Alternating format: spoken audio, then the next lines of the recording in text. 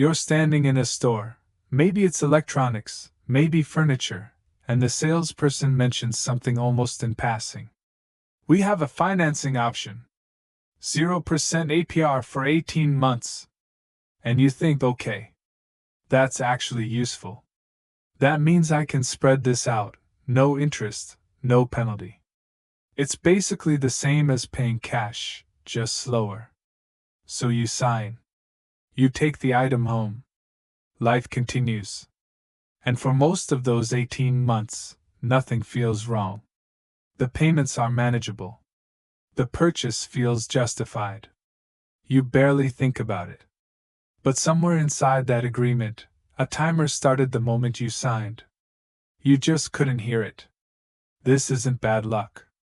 This isn't a misunderstanding. The terms you agreed to were designed to work exactly this way. Let's look at what actually happens inside a deferred interest offer, because that's what most 0% APR retail financing is. Not a true zero-interest loan. A deferred interest loan. Those words are different, and the difference is significant. Here's how it works.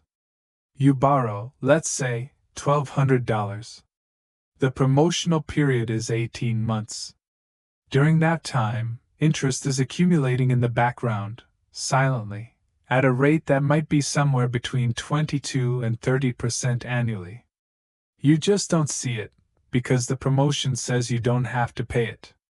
Yet, if you pay off the full balance before month 18 ends, that interest disappears. Gone. The promotion worked as advertised. But if you reach month 18 with even a small balance remaining, $10, $50, $100, something activates. The full interest that accrued over those 18 months gets added to your balance immediately. All at once. Retroactively. As if the promotional period never existed. On a $1,200 purchase at 26% APR over 18 months, that back interest can be somewhere between $250 and $350. Added in a single billing cycle. That's the mechanism. Simple. Quiet. Effective. But this is where most people stop looking. Now here's what happens in the real world of monthly life. You made the purchase. You have 18 months. The minimum payment, which the lender calculates and presents to you, is often set just low enough that paying only the minimum will not actually clear the balance by the end of the promotional period. This is not an accident. The minimum payment is calculated against the full loan term, not designed to clear the balance in the promotional window. So if you pay only the minimum each month, you arrive at month 18 with the remaining balance. The deferred interest activates. You now owe more than you thought. And that new balance, post-activation, starts accruing interest at the full rate going forward. A lot of people at this point feel confused. They thought they were being responsible. They made every payment on time.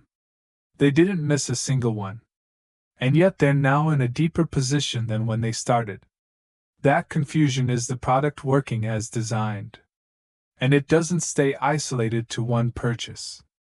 The same structure exists across retail cards, buy now pay later platforms, furniture stores, dental financing, auto parts, mattresses, appliances.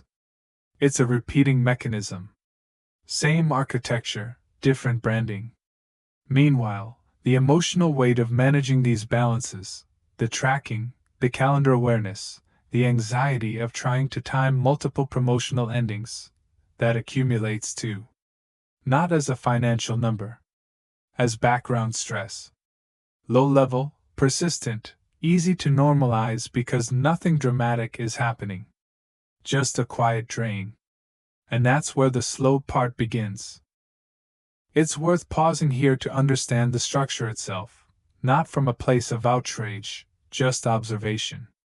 Retailers who offer these financing programs are typically not operating the credit side themselves. They partner with financial institutions that specialize in this product. The retailer benefits by making large purchases feel accessible. More people buy. Higher average transaction values.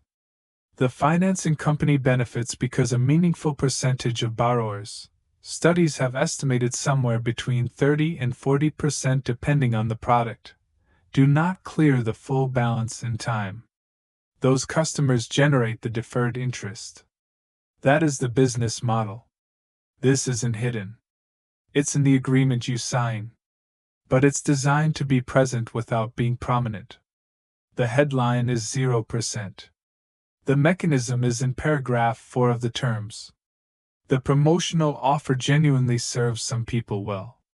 If you have the cash flow, the discipline, and the calendar awareness to clear the balance comfortably before the window closes, the product functions exactly as advertised.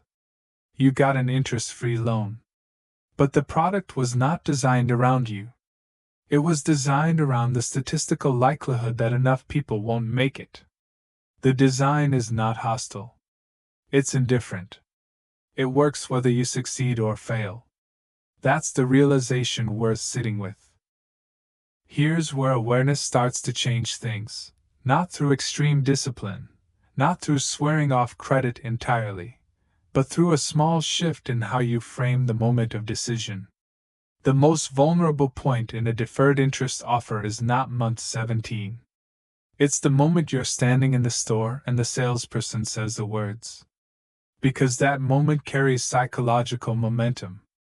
You want the thing. The financing removes the immediate friction. The promotional language signals safety. 0% sounds responsible. What's harder to access in that moment is a single honest question. Do I actually have the structure in place to pay this off in time? Not just the intention, but the system? Intention and structure are different things. Most people who don't clear the balance on time had every intention of doing so. They just didn't build a system.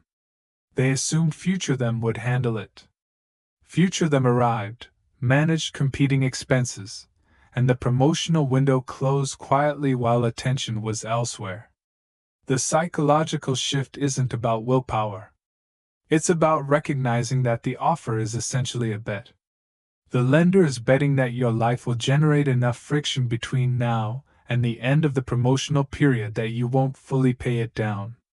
The more you understand that, the easier it becomes to ask yourself, calmly, whether you're actually in a position to win that bet, or whether you're entering it on momentum. No shame in either answer. Just clarity. If you're currently inside a deferred interest promotion, the most useful thing you can do right now is one specific calculation. Take your remaining balance. Divide it by the number of months left in the promotional period. That's the payment you need to make each month, not the minimum payment, to clear the balance in time. Write that number down. Set a calendar reminder the month before the promotion ends. These two actions alone move you from passive to aware. If the number feels uncomfortable, that's information. It means the purchase was financed at a cost you didn't fully factor in at the time. That happens. It's recoverable. But it's easier to manage now than after the deferred interest activates. Going forward, when you encounter these offers, a simple internal filter is useful. Ask whether the purchase is something you could realistically pay in full within 90 days using your normal cash flow. If yes, the promotional period gives you breathing room and costs you nothing. If no, if the only reason the purchase feels possible is because of the 18-month window, that's the signal to slow down.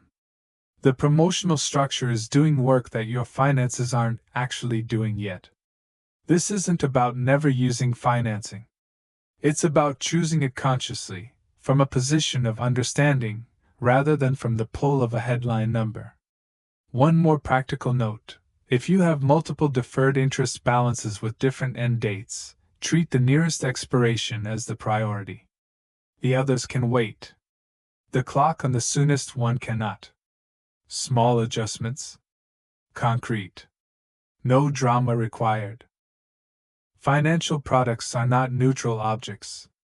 They're designed with behavioral assumptions built in, Assumptions about how people respond to promotional language, how attention drifts over time, how minimum payments create a comfortable illusion of progress. Understanding this doesn't mean you become suspicious of everything. It means you start to read the design, not just the headline. And once you can read the design, you're no longer operating inside someone else's statistical model. You're making a different kind of choice. The offer might still make sense. Sometimes it genuinely does. But now the choice is yours in a way it wasn't before. That's the only shift that matters. Not a radical one. Just a more awake version of the same decision you were already going to make. That's enough.